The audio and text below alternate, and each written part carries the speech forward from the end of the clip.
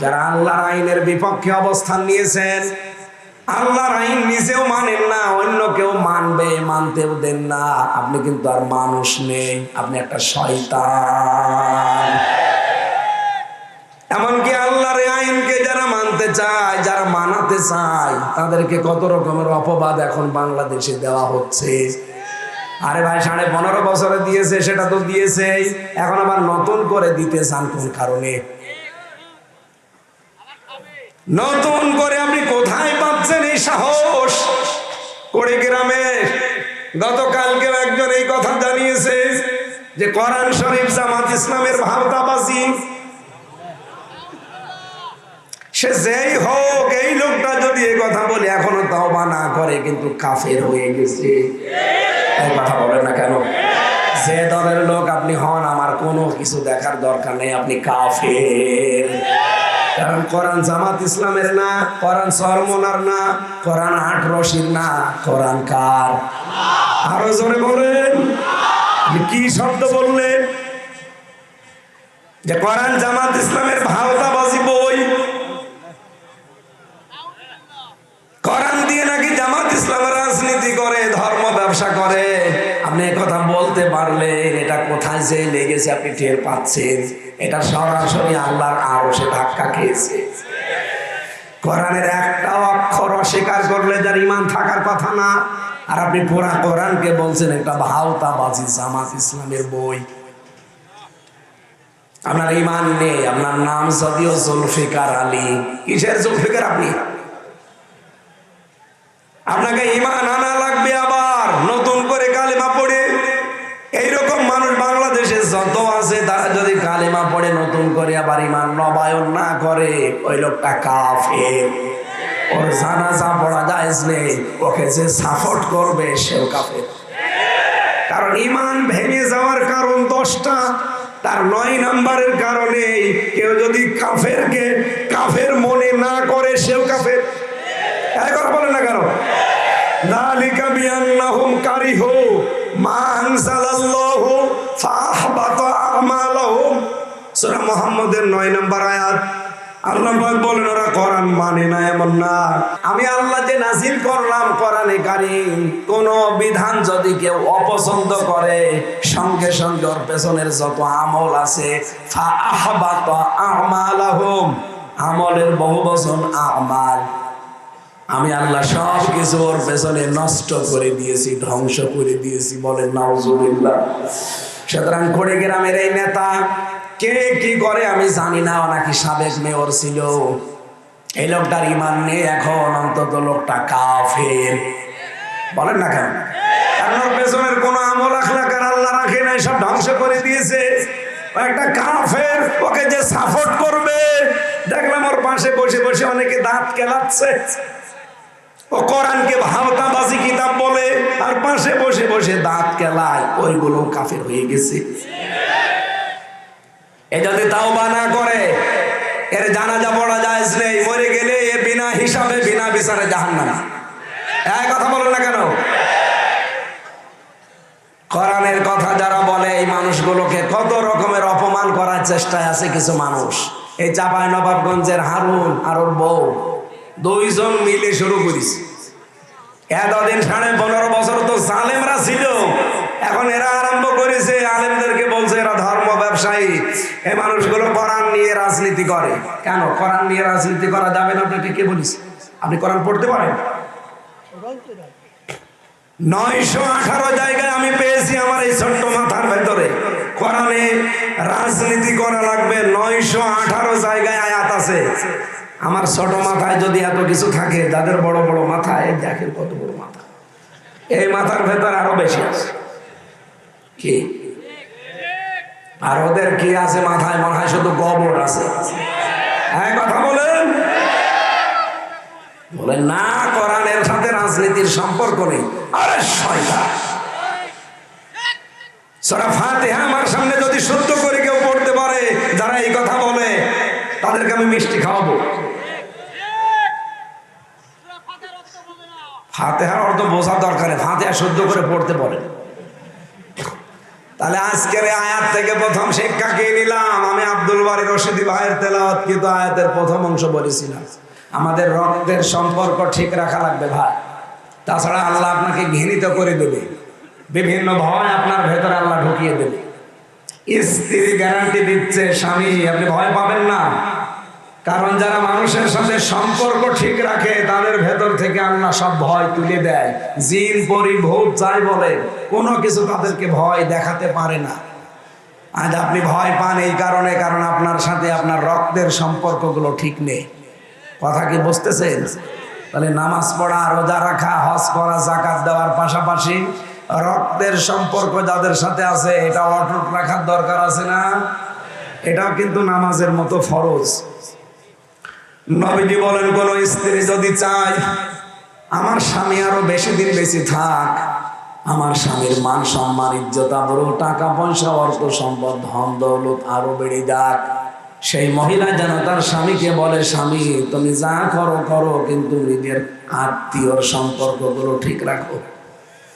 কিন্তু এরকম মহিলা এখন দেশে নেই। আরো কি করে নিজের বোনের সাথে ভাইয়ের সাথে সম্পর্ক নষ্ট হয় এইটা স্বামীকে শেখায়। এক কথা বলছে না, নিজের আপন মা বাবার সাথে আমার সম্পর্ক রক্তের, সেইটা কি করে ছিন্ন করা যায়, দূর করা যায়, এই জন্য সবচাইতে বেশি ভূমিকা পালন করে আমার বউ। এরকম বউ দেশে নেই। সম্মানিত মা বোনেরা, শুধু নামাজ পড়া, শুধু রোজা রাখা, শুধু কালো বোরকা পরা ইবাদত না, রক্তের সম্পর্কগুলো ঠিক রাখা এটা ইবাদত। মাওলানা রশিদী সাহেব যে আয়াত পড়েছিলেন, আল্লাহর ইবাদতের পরে যাদের সাথে সম্পর্ক আপনার, সেটা কিন্তু মা বাবার। সময় পাইনি এই জন্য ব্যাখ্যা করতে পারেননি। আল্লাহ এত বেশি ব্যাখ্যা দিয়েছেন মার বাবার নামে কোরআনে, আমি 3, 5, 7, 12, 17, 22টা পর্যন্ত ব্যাখ্যা পেয়েছি কোরআনে। এত ব্যাখ্যা দুনিয়ায় কারো নামে পুরা কোরআনে আল্লাহ দেয়নি যত ব্যাখ্যা আল্লাহ মার বাবার জন্য সন্তানের সাথে দিয়েছেন। কিন্তু দুঃখজনক হলো সত্য, এই বাংলাদেশে বহু মানুষ আমরা মা বাবাকে আলাদা করে দেই, বড় ভাইয়ের ভেতরে দিয়ে দেই, অথবা বাড়ি থেকে তাড়িয়ে দেই, বৃদ্ধাশ্রমে রেখে আসে। বলেন, গত পরশুদিন যে দিবসটা গেল 14 ফেব্রুয়ারি, বাংলাদেশের বহু বৃদ্ধাশ্রমে কালকে সাজিয়েছিল রঙিন সাজে। আমি নিজে গিয়েছিলাম নীলফামারী এক জায়গায় বৃদ্ধাশ্রম দেখার জন্য। যে দেখে এই কোলে 25 জন মা, এই কোলে 25 জন বাবা বসে আছে, প্রত্যেকের চোখের ভেতরে পানি টলটল করছে। আমি 2 জনের সাথে কথা বললাম, একজন বলছে আমার ছেলে ডিসি, আর একজন বলছে আমার ছেলে আমেরিকায় থাকে। বলেই তিনি হাউমাউ করে কেঁদে ফেলেছেন। বললাম, মা কেন আপনি আজ 3 বছর এই বৃদ্ধাশ্রমে পড়ে আছেন? আমার বৌমার কারণে। আমার ছেলে একটা ডিসি, চিন্তা করতে পারেন, একটা পুরা জেলা চালায় শেষ। এ বগুড়া জেলা যত বড় এরিয়া, এই পুরা জেলার জন্য ডিসি কয়জন? অথচ ডিসির মা পড়ে আছে বৃদ্ধাশ্রমে 3 বছর। মাঝে আমার বৌমা শুধু ঘ্যানর ঘ্যানর করেছে, এই বুড়ি বাড়ি থাকলে তোমার বাড়িতে আমি আর থাকবো না। শেষ পর্যন্ত ছেলে আমার রেখে গেছে, মাসে মাসে খরচ পাঠিয়ে দেয়। কিন্তু আমার তো মনে হয় শেষ বয়সে এসে আমার নাতি নাত করে নিয়ে একটু আনন্দ ফুর্তিতে কাটাবো, অথচ আজকে এই বুড়ো বুড়ির সাথে আমি পড়ে আছি। এখানে নেই কোনো আত্মীয় স্বজন, নেই কোনো রিলেটেড, রক্তের সম্পর্কের কেউ নেই, আমি একা। প্রত্যেকের চোখের দিকে তাকিয়ে আমার মনে হচ্ছিল প্রত্যেকটি মার বাবা তার সন্তানের জন্য বরদোয়া করছে। বলেন তো, তাদেরও আমাদের মতো সন্তান নেই? বলেন না কেন? আর একজন বলছে আমার ছেলে আমেরিকায় থাকে, বিশাল ফ্যাক্টরি দিয়েছে সেখানে শুনেছি। এত বড় কিছুর মালিক হওয়ার পর আজকে আমার জায়গা বৃদ্ধাশ্রম। কথাগুলো শোনার পরে চিন্তা ভাবনা এসেছে আমার, শুধু ওই ডিসি ও আমেরিকায় থাকে এই সন্তানেরই দোষ না, ওই পুত্রবধূদের দোষ দিচ্ছিল ওনারা, শুধু ওই বেটার বড় দোষ না, দোষ ওনাদেরও আছে। আরে আল্লাহর পরে যাদের স্থান, সেই মা বাবার কথা যেই কিতাবে লেখা আছে সেই কিতাবই তো তাদেরকে পড়ায়নি। কি মাওলানা আব্দুল বারীকে তার মা বাবা পড়িয়েছে, এটা এই জন্য উনি তেলাওয়াত করে আপনাদের শোনাচ্ছিল যে ওয়াকাযা রাব্বুকা আল্লা তা'বুদু ইল্লা ইয়্যা, আমি আল্লাহ রায় দিয়েছি আমার ছাড়া কারো ইবাদত করা যাবে না। ওয়া বিল ওয়ালিদাইনি ইহসানা, আমার পরে আমি আল্লাহ স্থান দিয়ে দিলাম তোমার মা বাবার, তাদের সেবা করা লাগবে। বলেন তো আল্লাহর ইবাদত করা, আল্লাহর আইন মানা কি? আরো জোরে বলেন, সবাই বলেন। মা বাবার আইন মানা না। এখানে আলেম বসে আছেন, আপনি আন্দাজে ফরজ বললেন কেন? মাঝখানে ও আল্লাহ খেলা করার জন্য দিয়েছে। কোরআনের প্রতিটা শব্দ গবেষণামূলক চিন্তা ভাবনা করে কথা বলবেন। আলেমরা আছে, আপনি আন্দাজে বলতেছেন না। আল্লাহর আইন মানা এটা ফরজ, এর ভেতরে কোনো প্রশ্ন নেই। কিন্তু মা বাবার আইন মানা ফরজ না, মা বাবার সেবা করা ফরজ। কথা বলছে কেন বলছে? আমি 2 বার রিপিট করলাম কথাটা, আমি আরেকবার করছি রিপিট। বলেন আল্লাহর আইন মানা কি? মা বাবার আইন মানা কি? ফরজ না। মা বাবার সেবা করা ফরজ, সাধ্যমতো তাদের পেছনে খরচ করা ফরজ। কি কথা বলেন এখানে? কি বুঝলেন এখান থেকে বলেন আপনি? আল্লাহর পরে যাদের স্থান, রক্তের সম্পর্ক আমার সাথে সবচাইতে বেশি যাদের, তারা কারা? আরো জোরে বলেন। সেই মা বাবার আইন যদি মানা ফরজ না হয়, পৃথিবীতে কোন মহারথী আছে যে তার আইন মানা ফরজ হয়ে যায়? সুতরাং এই বাংলাদেশে আল্লাহর আইন ছাড়া অন্য কারো আইন চলবে না, এটাই ফাইনাল। সামনে আল্লাহর আইন ছাড়া কারো আইন চলবে, আমরা চলতেও দেব না। হ্যাঁ, কথা বলেন না কেন? কত দূর গেল আপনি টের পেয়েছেন? আমার এ কথা কত দূর গেছে আপনি টের পেয়েছেন? অন্তত সারা দুনিয়া না গেলেও বাংলাদেশে আমরা এটা রাখতে চাই সামনে। আমরা যারা আল্লাহর বান্দা দাবি করছি, আল্লাহর রায় মেনে নেওয়া লাগবে। মা বাবার আইন মানা ফরজ না, যেখানে তাদের সেবা করা ফরজ, তাদের খেদমত করা ফরজ। অথচ আজ পৃথিবীতে বহু নেতা তারা আইন বানিয়ে আমাদেরকে মানতে বাধ্য করছে। এটা একটা শিরিক। এটা কি? এটাকে শিরিকটার প্রমাণ সূরা আরাফের 54 নম্বর আয়াতের মাঝে পাবেন, সূরা ইউসুফের 40 নম্বর আয়াতের মাঝে পাবেন।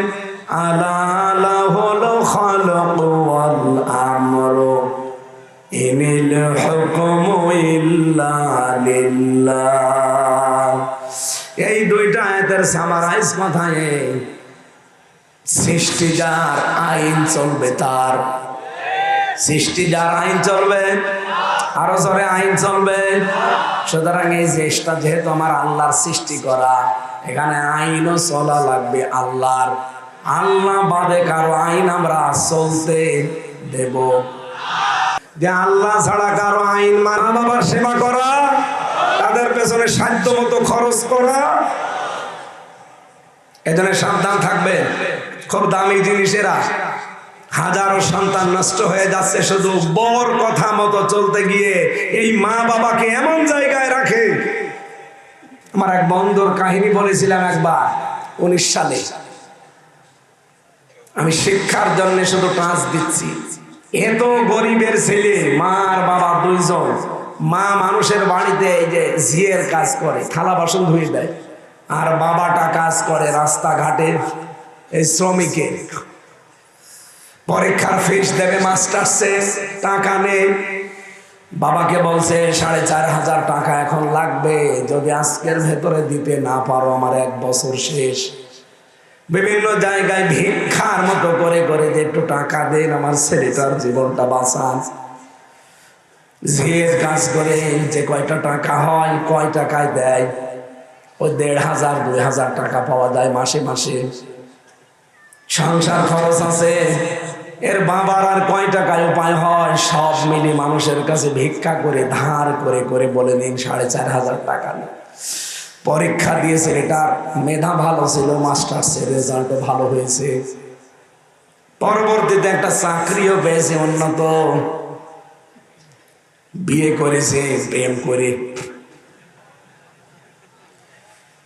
ধনী মানুষের মেয়ে, পরিচয়টা গোপন করে বিয়ে করেছিল, কারণ ওই পরিচয় দিলে তো ওই মেয়ে ওর সাথে বিয়ে করবে না। শেষ পর্যন্ত মিথ্যার আশ্রয় নিয়ে বলেছে আমার মা বাবা আমেরিকায় থাকে, এই কথা বলে বিয়ে করেছে। বিয়ে করে ঢাকাতেই ফ্ল্যাট নিয়ে থাকে, কারণ বেতন পায় তো ভালো।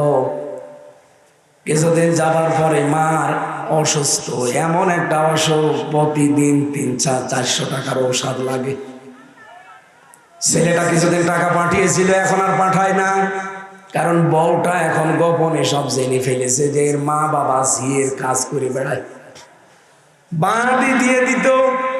শেষ পর্যন্ত যাক, প্রেমের বিয়ে তো আছে টিকে, কিন্তু বলেছে শর্ত, তোর মা বাবার কাছে যেতে পারবি না, তাদের পরিচয়ও কোনো জায়গায় দেওয়া যাবে না, কারণ আমরা যে স্ট্যাটাসে আছি এখানে ওই মা বাবার পরিচয় দিলে চলাফেরা করা যাবে না।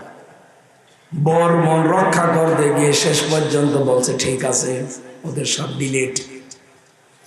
বাবা চিন্তা করছে টাকা পয়সা তো পাঠায় না, আর আমি তো ঢাকায় যাব কি করে, খোঁজ নেই।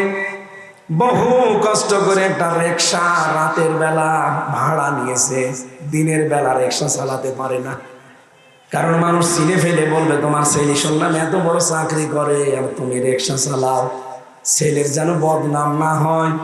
এই জন্য রাতের বেলা রাতটা ভাড়া নেয়।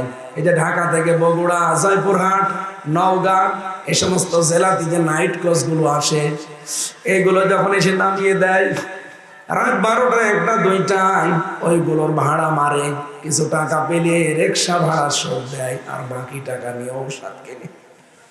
আজকে সারা দিন হয়ে গেল, কিছুই পাইনি, খুব কষ্ট করে আজকের দিনে রিক্সাটা ভাড়া নিয়ে বসে আছে, মনে করেন জয়পুরহাটে। ঢাকার ফার্ম গেটে এই ছেলেটার সাথে গ্রামের একজনের দেখা, ডাক দিয়ে বলে ভাই আপনি তো খুবই আরামে আছেন, সাই স্যুট প্যান্ট পরে, অথচ আপনার মা কয়েকদিন হলো অসুস্থ, মনে হয় আর বাঁচবে না। স্ত্রীর কাছে অনুমতি চাইতে গেছে যে আমার মা অসুস্থ, শেষ দেখা দেখতে যায়, বলে না ওদের পরিচয় দেওয়া যাবে না। ওর গেছে রাগ হয়ে, আচ্ছা আমার মাই যদি না বাঁচে তোরে আমি কি করব, তোরেও আমি আর রাখবো না। রাগ করে রাগারাগি করে চলে এসেছে, ওর কথা না শুনে। নাইট ক্রসে এসে নেমেছে, মনে করেন জয়পুরহাটে, রাত 2টা বাজে তখন। এই শীতের রাতে কুয়াশার ভেতরে বাস থেকে নেমেই দেখে একটা রিক্সা, টিম টিম করে আলো জ্বলছে। সন্তানটা বাস থেকে নামার পরেই মুরব্বী চেহারার দিকে তাকিয়ে চিনে ফেলেছে। চিন্তা করছে এখনো কয়েকজন বাস থেকে নামছে, সামনে যদি যাই আমার পরিচয় পেলে হয়তো আমার ছেলের সম্মান নষ্ট হবে। গামছা দিয়ে মুখটা পেঁচিয়ে নিয়েছে, শুধু চোখ দেখা যায়। যে কণ্ঠের স্বর উলট পালট করেছে, ডাক দিয়ে বলছে স্যার যাবেন আপনি? কোথায় যাবেন? বলছে পান্তাপাড়ায় যাব, কানু মিয়ার বাড়িতে, চলেন আপনাকে নিয়ে যাচ্ছি। ভাড়া মিটিয়ে নিয়ে যাচ্ছে, যেহেতু সারাদিনের প্রায় না খাওয়া শরীর, ওদিকে মাটা অসুস্থ হয়ে পড়ে আছে। এই কঠিন পরিস্থিতিতে যেতে যখন পারে না, পেছনে ধাক্কা দিয়ে বলে কেমন চালান, জোরে চালান। মুরব্বী মানুষ এমনিতে প্যাটেল তো মারতে পারে না, রিক্সার প্যাটেল যেভাবেই হোক আস্তে আস্তে যাচ্ছে, আবার ধাক্কা দিয়েছে। এই বয়সে রিক্সা নিয়ে আসতে পারেন, চালাতে পারেন না। আপনার কি ছেলে নেই? দ্বিতীয় ধাক্কা দেওয়ার পরেও কিছু বলে নাই, 3 নাম্বার ধাক্কা চাই দিয়েছে। মুরব্বী গেছে হুবড়ি খেয়ে পড়ে, রোডের ওপরে পড়ে গেছে, দাঁত ভেঙে, পার নখ গেছে কেটে, রক্ত বের হচ্ছে। রক্ত বের হয় জন্য জলাজলি করে। রিক্সা থেকে যেহেতু পড়ে গেছে, এবার কষ্ট করে দাঁড়িয়েছে। ডাক দিয়ে বলছে স্যার আপনার মোবাইলের লাইটটা একটু বের করে। কেন দরকার আছে? মোবাইল লাইট যখন বের করে বলছে আমার মুখের দিকে একটু তাকান, মুখ থেকে গামছাটা খুলে ফেলে সামনে নিয়ে বলছে দেখেন তো আপনি আমারে চিনতে পারেন কিনা। আপনাকে ছাড় বানাতে গিয়ে আমার জীবনটা নষ্ট হয়ে গেছে। আমি মানুষের বাড়িতে ভিক্ষা করে করে তোমার পরীক্ষার ফিস দিয়েছিলাম। তোমার মা বাড়িতে ঝিয়ের কাজ করে থালা বাসন ধুয়ে ধুয়ে টাকাগুলো তোমার হাতে দিয়েছিল। তুমি আজকে শার্টটাই পরে আসো, তোমার সার বানাতে গিয়ে আমাদের দুইজনের জীবনই শেষ হয়ে গেছে। তুমি প্রথমবার ধাক্কা দিয়েছিলে যে এই বয়সে রিক্সা চালান, আপনার ছেলে নেই, ছেলে তো আছে পেছনে বসা, করব কি? তৃতীয়বার যখন ধাক্কা দিলে দেখেন আমার পড়ে গিয়ে দাঁত ভেঙে গেছে, আমার পায়ের আঙ্গুল কেটে রক্ত বের হচ্ছে। ও স্যার আমার কথা বাদ দিলাম, আপনার মার অবস্থা কিন্তু একেবারে খারাপ। 7 দিন বিছানায় পড়ে আছে, নড়াচড়া নেই। আমি ঔষধগুলো বহু কষ্ট করে কিনে কিনে তারে দেই। দিনের বেলা রিকশা চালাতে পারি না তোমার সম্মানের ভয়ে, রাতের বেলা আমি রিকশাটা ভাড়া করেছি নিয়ে বের হই, যে কয় টাকা পাই ওইটা দিয়ে ঔষধ কিনতে চলে যাই। এই জন্য সারাদিন আমি প্রায় না খেয়ে আসছি। ছেলেটা রিকশা থেকে লাফ দিয়ে নেমে বাবার পা জড়িয়ে বলছে আব্বা আমার মাফ করে দে। আপনি ওঠেন রিকশা, আমি কষ্ট করে ঠেলে হলেও বাড়ি নিয়ে যাব। কোথায় পেয়েছেন আপনি রিকশাটা? সে এলাকায় তো আমার মতো গরিব মানুষ নেই, তুমি নিজেও জানো। রিকশা পাবো কোথায়? আমি ভাড়া নিয়েছিলাম রাতের জন্যে। দিনের বেলাও ভাড়া মারতে পারি, কিন্তু তোমার সম্মানের জন্য আমি মারি না, মানুষ খারাপ বলবে। বাড়িতে তাড়াতাড়ি চলো, মনে হয় মাকে শেষ দেখা যাবে না। বাড়িতে পৌঁছানোর আগে 10 মিনিট আগে ওর মা মারা গেছে। দৃশ্য দেখে 2 মিনিটের ভেতর ওর বাবাও হার্ট অ্যাটাক করে মরে গেছে। মার বাবার লাশ জড়িয়ে ধরে হাও মাও করে কাঁদে, বলে বাবা দুনিয়া থেকে চলে গেলে আমারে মাফও করে গেলে না, পৃথিবীতে এখন আমাকে ডাকার মতো আর কেউ থাকলো না। ওদিকে ওর বউ যেহেতু রাগারাগি করে এসেছে, এই জন্য ডিভোর্স নামা পাঠিয়ে দিয়েছে। ওর অফিসে কমপ্লেন দিয়ে ওর চাকরিটা চলে গেছে।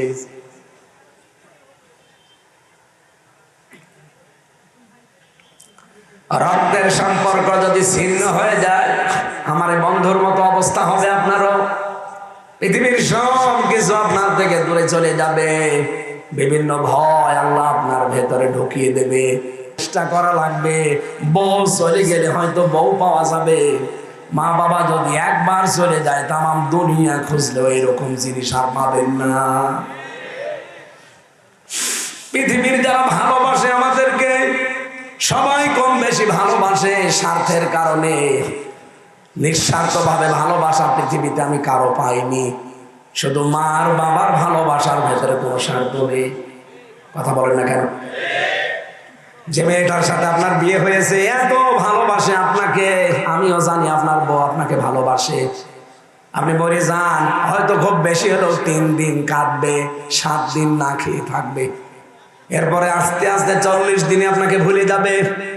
4 মাস 10 দিন পরে তার মা বাবা তাকে নিয়ে দেখবেন অন্য জায়গায় বিয়ে দিয়ে দিবে।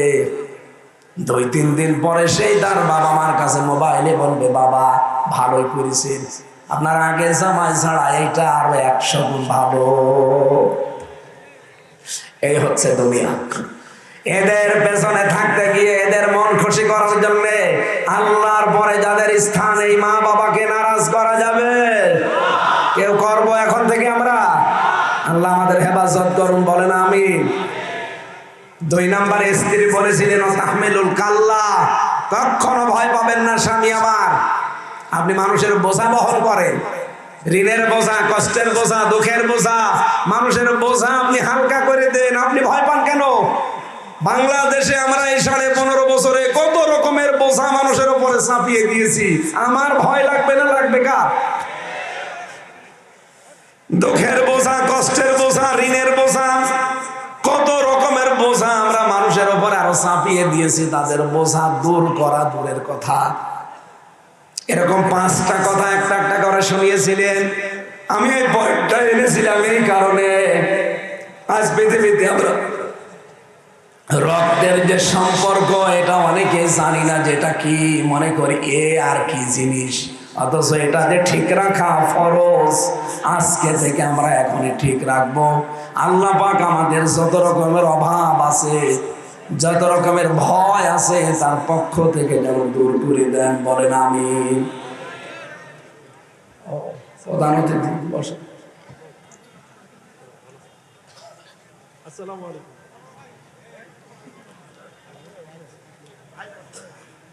আমাদের সাবেক এমপি না,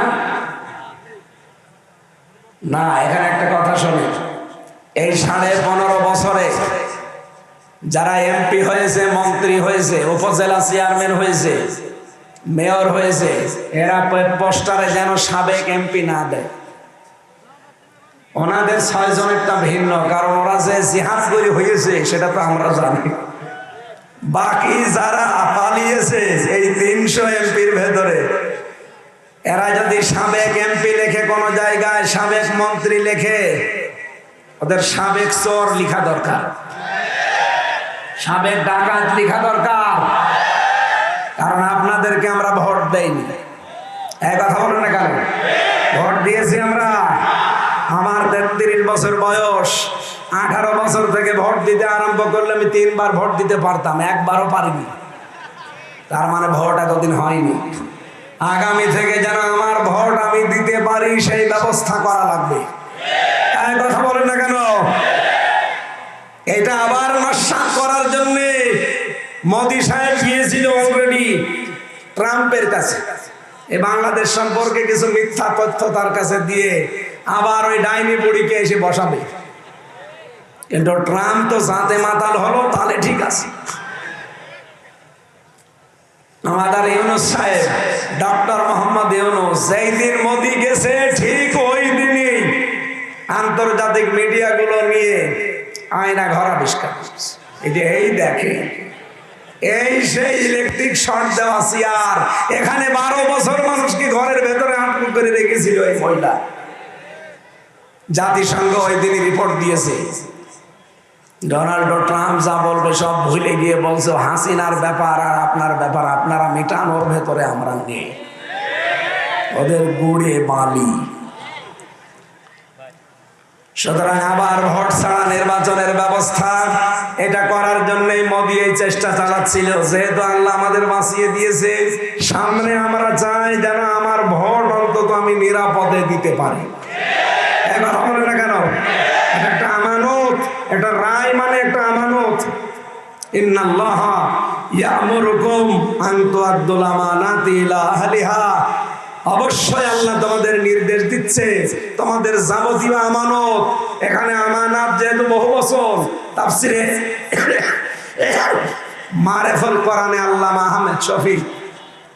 শফি রহমতুল্লাহ আলাইহি লিখেছেন, এখানে আমানত মানে ভোট। ভয়কার ট লেখা আছে, আপনি নিয়ে আছেন বাংলা।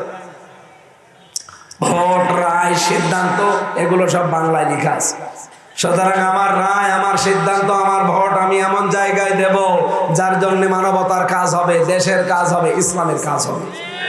এই কথা বলেন না কেন? কিয়ামতের দিন বহু মানুষ উঠবে, তার আমলনামায় জিনার গুনাহ লেখা থাকবে। লোকটা বলবে, রব্বুল আলামিন তোমার ফেরেশতারা মনে হয় উল্টো পাল্টা করে লিখেছে, আমি তো যেমন জিনা করিনি। আল্লাহ বলেন, আমিও জানি তুমি জিনা করনি। এমন মানুষকে ভোট দিয়েছিলে, রায় দিয়েছিলে, তোমার ভোট পেয়ে লোকটা এমপি হয়ে, মন্ত্রী হয়ে সংসদে বিল এনেছিল মদের, জেনার পক্ষে। এই বাংলাদেশে 300 জন এমপি হবে, 151 জন যদি একবার কোন বিষয়ে হ্যাঁ বলে দেয়, ওইটাই তার পরের দিন পাশ হয়ে যাবে। কথা বলে না কেন? সুতরাং আমরা এমন মানুষকে সামনে রায় ভোট সিদ্ধান্ত দিতে চাই যিনি প্রথম দিনই সংসদ অধিবেশনে নামাজের বিল আনবে। এই নির্দেশ কার? সূরা হজের 41 নম্বর আয়াতে আপনি খুঁজে নেবেন। এটা 17 নম্বর পারা 16 নম্বর পৃষ্ঠার 7 নম্বর লাইনে আছে, আল্লাযীনা ইম্মাক্কান্নাহুম ফিল আরদি আকামুস সালাহ। রব্বুল আলামিন বলেন, আমার মুমিন বান্দাদেরকে যদি আমি রাষ্ট্র ক্ষমতা দান করি, ওরা প্রথম কাজ সংসদের প্রথম অধিবেশনে বিল পাস করবে নামাজের। 54 বছর আমরা যাদেরকে পাঠিয়েছি সবই তো প্রায় মুসলমান, এই কাজটা করলেন না কেন? সংসদের প্রথম অধিবেশনে কেন আপনারা নামাজের বিলটা পাস করে দিলেন না? তাহলে এই দেশের চুরি বন্ধ হয়ে যেত। আল্লাহ গ্যারান্টি দিচ্ছে, নামাজের বিল পাস করেন, চুরি ডাকাতি, এই যে ছিনতাই রাহাজানি জেনা ধর্ষণ এগুলো বন্ধ হতে বাধ্য। ইন্নাস সালাতা তানহা আনিল ফাহশাই ওয়াল মুনকার, অবশ্যই নামাজ অশ্লীল ফাহিশা কাজ থেকে মানুষকে বিরত রাখবেই, এই গ্যারান্টি কার? সুতরাং নামাজের বিল যারা আনবে এরকম মানুষকে রায় দেওয়া যাবে না। মোশাররফ সাহেব যদি নামাজের পক্ষে যে কথা বলে আর যদি তার পরের দিন নামাজের বিলটা কায়েম হয়ে যায়, আপনি মোশাররফকে একটা ভোট দিয়েছিলেন, অথচ মানুষ নামাজ পড়বে 18 কোটি। কত? 18 কোটি মানুষ নামাজ পড়লে যে সওয়াব পায়, আপনি একটা ভোট দিয়ে ঠিক সেই সওয়াব পান। এটা রাজনীতি মনে না করে, দুনিয়ার কাজ মনে না করে, সামনে এই কাজটা আমাদের অধিকার, আমরা খাটাতে চাই। যারা এই জায়গায় কেউ বাধা হয়ে আসতে চান, এবার 15 বছর তো ছিলাম, এবার আর আমরা কাউকে বাধা দিতে দেব না। আমার ভোট আমি দেব, দেখে শুনে বুঝে দেব। কথা বলেন ঠিক কিনা? আল্লাহ রাব্বুল আলামিন চর্মচোখে 56,000 বর্গ মাইল আমরা যেন দেখতে পাই যে রাষ্ট্রীয়ভাবে নামাজ আর যাকাত কায়েম হয়ে গেছে। এই এলাকায় কত মানুষ টাকা ছেড়ে রাখে, 1000 টাকা দেয়, মাসে মাসে 200 টাকা বেশি পায়। এটার নাম কি? এটা মায়ের সাথে জেনা করার বলা হচ্ছে। আর বগুড়াবাসী, মায়ের সাথে জেনা করে কোনো মানুষ নামাজ পড়লে ওর নামাজ হবে? বলেন। তাহলে এই গোনাটা বাংলাদেশ থেকে বিদায় করা লাগবে না? আর এটা তো নিজের ব্যক্তি উদ্যোগে হবে না, এটা যাকাত ভিত্তিক অর্থনীতি কায়েম করা লাগবে। ইসলামী ব্যাংকে যে নিয়ম নীতিগুলো চলছে ইসলামের, যদিও 100% পারফেক্ট না, তারপরেও যে নিয়ম আছে ইসলামের 28টা। ইসলামী অর্থনীতি যারা বসে, মুশারাকা, মুদারাবা, মুরাবাহা, বায়ে সালাম, বায়ে ইস্তিসনা, বায়ে মুআজ্জাল, বায়ে ওয়াহিদা, এরকম 28টা আছে। কয়টা? আমার অর্থনীতির উপর তো আলোচনা না আজকে। এখানে 28টা নিয়ম দিয়ে শুধু ইসলামী ব্যাংক চলবে না, বাংলাদেশের সোনালী, রূপালী, চৈতালি ব্যাংক আছে, ওইটা হবে। এরপরে অগ্রণী, আরো যত রকমের ব্যাংক আছে, সব ইসলামী অর্থনীতির এই 28টা নিয়ম মেনে চলা লাগবে। আর এটা চলবে তখন যখন বাংলাদেশে রাষ্ট্রীয়ভাবে যাকাত ভিত্তিক অর্থনীতি কায়েম হবে। এটা তো ফেরেশতারা করে দেবে। হ্যাঁ, এইটাকে আপনি রাজনীতি মনে করে চলে যান কোন কারণে? আপনি যে জেনা করছেন মায়ের সাথে, তা 1 বার 2 বার না 33 বার, অথচ এখানে বহু মানুষ এই গোনায় লিপ্ত। 1000 টাকা ছেড়ে দেয়, মাসে মাসে 200 টাকা বেশি দেয়। এই কারা এগুলো করছেন, তারা এই মুহূর্তে সিদ্ধান্ত নেন যে আমি ছেড়ে দেব। যারা যারা ছেড়ে দিতে পারেন হাত তোলেন। এই মুরব্বী মানুষ টাকা ছেড়ে রেখেছে, কয় টাকা ছেড়েছে? এদিকে আসেন, আসেন এদিকে। দাঁড়িয়েলা মানুষ আপনি, নাউজুবিল্লাহ। না বুঝো হাত তুলবে কেন? না, এই এলাকায় নেই, এই গোনাটা নেই। কথা বলে না কেন?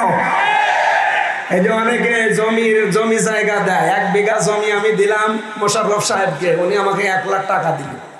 যতদিন উনি জমি করে খাবে টাকা ফেরত দেওয়া লাগবে না। যখন 2 বছর 5 বছর যখন জমি ফেরত নেবে তখন আমি টাকা দিয়ে দেব। এটার নাম কি? কট। এ কট খাওয়া, কট জায়েজ না। এ কট তো কটই,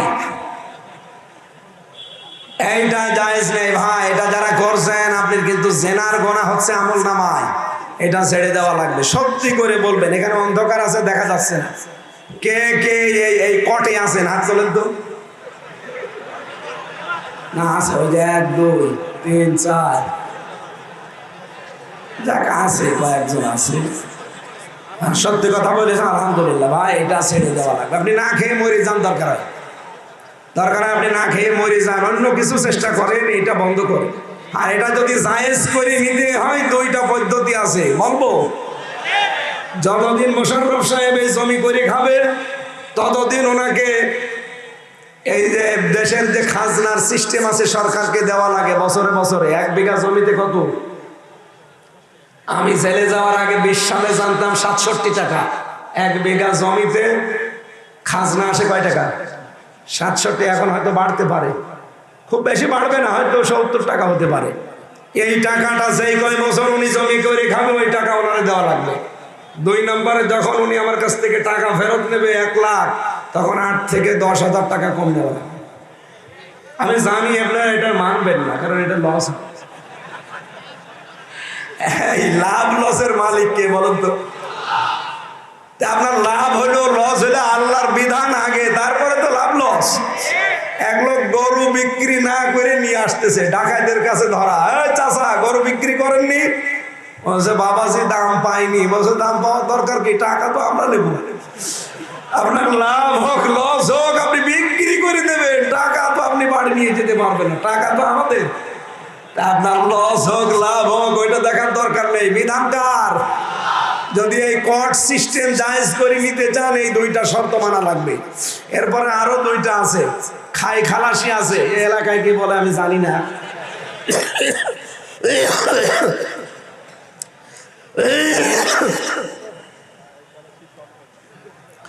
না, আমার ইসলামী অর্থনীতির উপর আজকের আলোচনা না, আজকের আলোচনা রমজানের উপরে।